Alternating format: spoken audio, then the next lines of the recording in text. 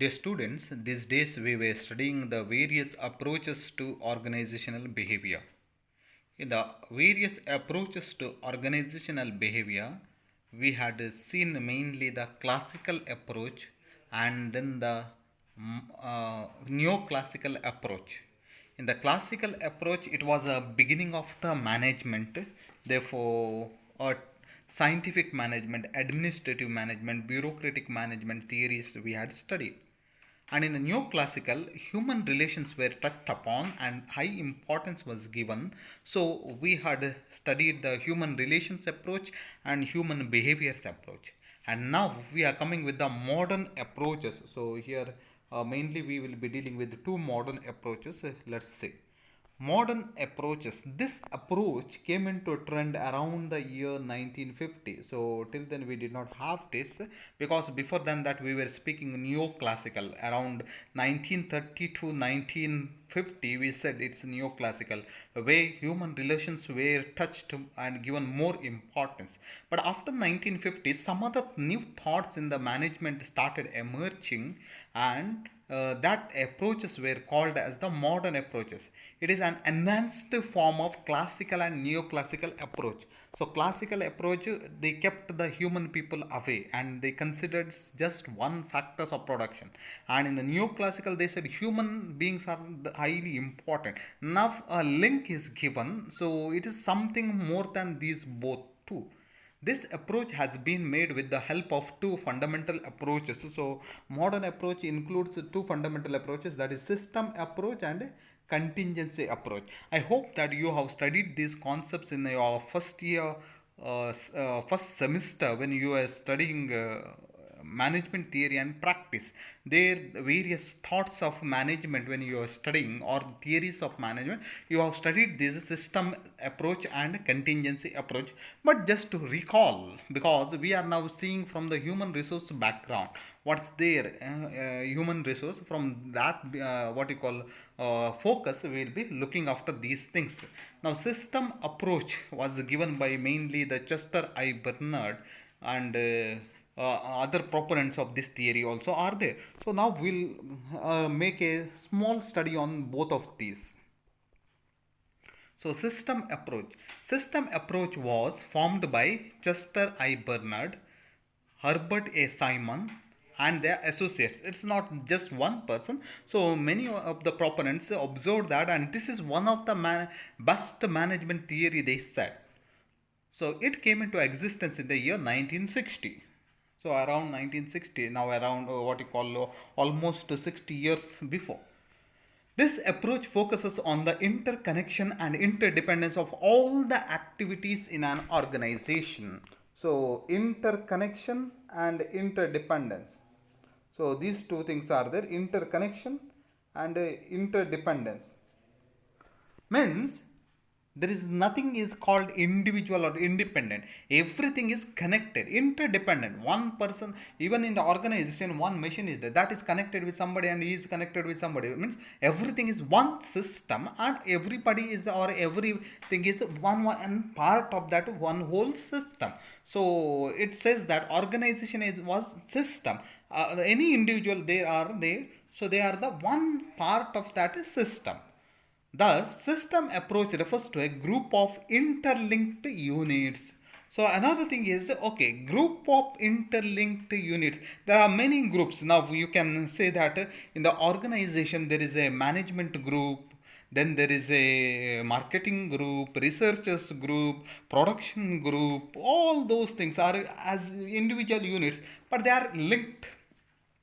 A group of different units forms a complete unit which is known as a system, and each small unit is called as a subsystem. So whole organization is one system, and in that one system there are many subsystems, and in that subsystems there are many units like individual beings or the any items. So everything connected and becomes one unit, system and subsystem. As per system approach, the organization is a system and various departments within an organization are its subsystem. All the departments should function as a union so that the objectives of the organization can be achieved. So what's main important is everybody has to work with the union. So the moment you lose the unity, then automatically the result or the productivity is less. So when you consider that organization is one system, then everybody has to cooperate and everything has to move with the one objective or in one direction. If there is any troublesome in the troubles in between, then that flow will be stagnated or blocked, or if some hurdles come in, then that system is not working properly. The best example I am giving you is a body. Human body, whenever you call, human body includes many parts. We have from the foot to the head, hair, you have many parts in the body. You just see if there is a small problem in any of your part, then whole system gets irritated. You have a pain maybe even in your small finger there, but that pain you feel in your whole body.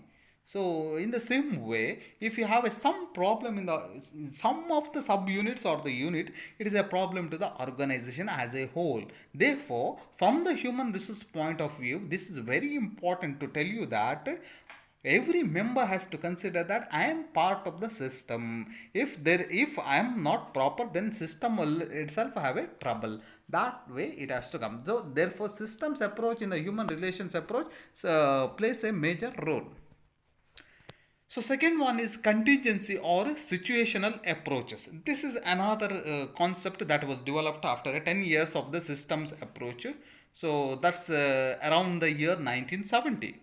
According to this approach, the decision making by the managers should be done according to situations rather than according to principles. So what it says is, oh, everything has to go systematically. Principles are there. On those basis, principles has to go. But situational approach or the contingency approach is that according to the situations, you have to require to change your principles. You can't stick on to the principles as such. So rules and regulations are written down and it has to go accordingly. No, it's not possible. That's what the systems approach says. Because what is feasible or what is possible at one condition and one situation, that may not be possible and feasible in another situation. See, you just imagine now one best example of your life I am giving you. In the rainy season, you like to wear a dress, or in the winter season, dress which are giving you warmth.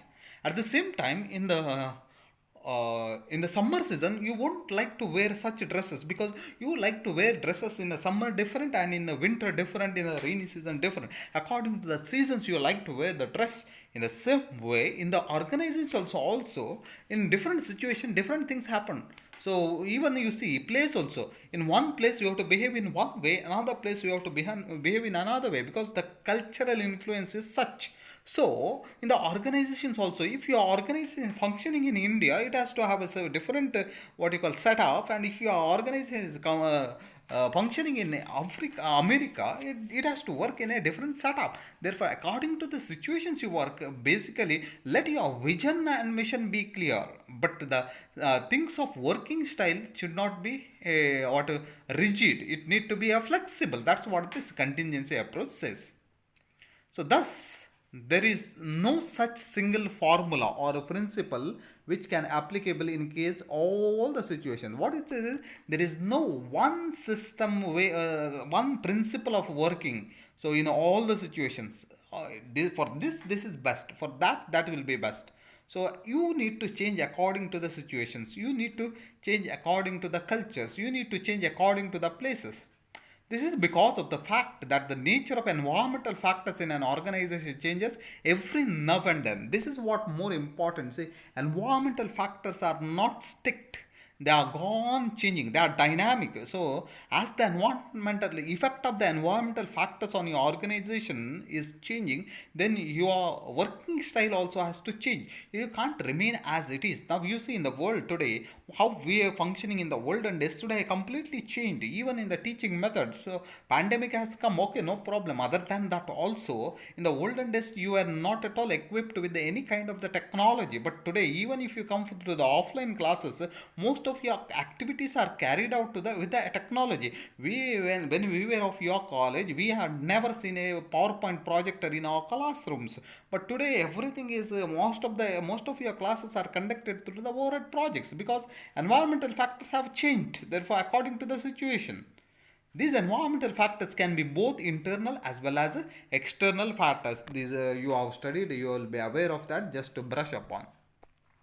The internal factors are those which exist within an organization, such as policies, objectives, structure of the organization, etc. You are aware that internal factors and external factors. Internal factors are this one, what policies, vision and mission, objectives, structure of the organization. You know how, what are the different structures are there: line structure, line organization, staff organization, functional line and staff, functional organization, those things. On the other hand, the external factors are those which prevail in the outside environment, such as competition, suppliers, legal and political system, government policies, etc. So these are not the same. So what you call there is a competition, there are suppliers, there are customers, various people. So they are influencing you. Therefore, according to the influence of the people, you have to change your situation and principles. Now you may be a, what you call catering. Now you think you are having a business in the city, and in the city you are selling your food items for a high cost, and similarly now you have started the same quality products in a particular village where the poor people are there, and if you keep such a costly food items, then your food items will not be sold in our village. The business environment is called dynamic because all internal and external factors are likely to change. So you remember that internal and external factors are likely to change. Therefore, you can't believe that the factors are remaining in the same. They may be gone changing, and according to the changes, you have to make a changes in your rules and regulations, in your system of functioning. Thus, this approach provides suggestions to the managers for the identification to identify of techniques and methods which can be applied in a particular situation, so the goals of an organization can be attained. Now, why we are studying in the organization behavior, this aspect is the human people need to be dynamic. They have to work according to the situation. They can't say that my personality is such, I'm like this, so I will be doing like this only. No, you have to adapt to the changes. That's what the expected according to the contingency or the situation as your dance according to the situation. That's what the expectation of this approach is. So I hope now you looked at two approaches. One is system approach. Whole organization is a system, and the impact on what you call one person's influence is there on whole system. So in another, we said that in the situation you have to act according to the situations. Yes, your personality is there, your qualifications are there, excellent, everything is excellent. But at the same time, according to the situation, you need to make the changes. You need to behave differently, dance according to the situation. So environmental factors plays a major role here, as we have studied. So as the environmental changes, so we need to be changing. So what is what from the human behavior perspective, what's more important is ready for change.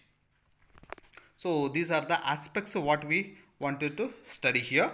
Just to conclude with all the what you call approaches that we have seen. In three sentences, I conclude that because we saw three categories: classical approach, neoclassical approach, and modern approach. Thus, there are basically three approaches to organizational behavior. They are classical, neoclassical, and modern approach. The classical approaches include scientific, administrative, and bureaucratic management. New classical approach consists of human relation and human behavior. The modern approaches comprise of system approach and contingency or situational approach. So I hope now you got it. Whole what you call approaches, what is there here. So I hope now you have understood that the various approaches to the organizational behavior. In the coming classes we will be dealing some more other topics of the organizational behavior, and especially in within after 2 or 3 classes I will be moving to the individual behavior, which is more important because it's not only from the organizational point of view it's important, rather it's important to a individual life. Wherever you go, even if you don't work, live yourself, you should be aware of what you are. So to give you awareness of what is individual behavior, that will be making study. After that group behavior, then organizational aspects we are going to study. Therefore please be attentive to the prompt in going through the videos that I am sending, because this will be helping you not only now for the exam sake, rather to your life also. I'll be closing here. Thank you.